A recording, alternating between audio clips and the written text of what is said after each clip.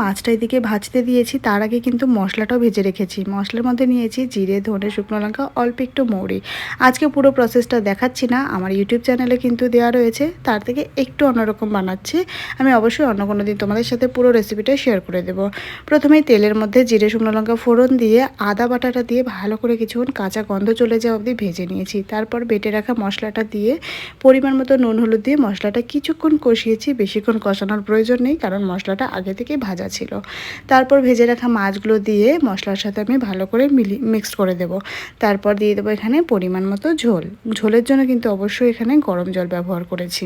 এই রান্নায় কিন্তু কোনো রকম আমি পেঁয়াজ রসুন কিছু ব্যবহার করছি না। তেল কয়ে পেঁয়াজ রসুনটা অনেকেই দিয়ে থাকে, তবে আমার মনে হয় যেন পেঁয়াজ রসুন ছাড়াই বেশি টেস্টি হয়। ঢাকা দিয়ে কিছুক্ষণ এদিকে রান্না হতে থাক, তার মধ্যে এখানে আমরা খেয়ে নেব ফল। মাকে এখানে দিয়ে দিয়েছি ফল খাওয়ার জন্য, ওদিকে বাবারও কিন্তু খেয়ে নিয়েছে, আর আমারটা রাখা রয়েছে টেবিলে। আমি এখন খেয়ে নেব। এবার চলো, আমাদের সব রান্নাগুলো হয়ে গেছে, তোমাদেরকে একে একে সবটা দেখিয়ে দিই। প্রথমে যে তরকারিটা দেখাচ্ছি, এটা কিন্তু পাঁচ তরকারি, সকালে রুটির সাথে খাওয়ার জন্য বানিয়েছিলাম, একটু বেঁচে রয়েছে। এটা হলো সজনে ডাঁটা দিয়ে, উচ্ছে দিয়ে, সর্ষে বাটা দিয়ে একটা রসা, আর বানিয়েছে লাউ ঘন্ট বড়ি দিয়ে। এবার বাকি রান্নাগুলো দেখাই চলো। এদিকে তো ভাতটা রয়েছে, ভাত আর কি দেখাবো, আর কালকের কিছু তরকারি বেঁচে রয়েছে সেটাই দেখাই। এখানে রয়েছে থোড় ভাজা বড়া করে আর মুসুরির ডাল। আর আজকের যেগুলো শো স্টপার সেগুলো তো দেখাবোই। এখানে রয়েছে তেল কই। অবশ্যই আমি নামানোর আগে কিন্তু কাঁচা তেল দিয়েই নামিয়েছি। অবশ্যই তোমাদের সাথে পরে কোনো দিন তেলকই রেসিপিটা আমি শেয়ার করব।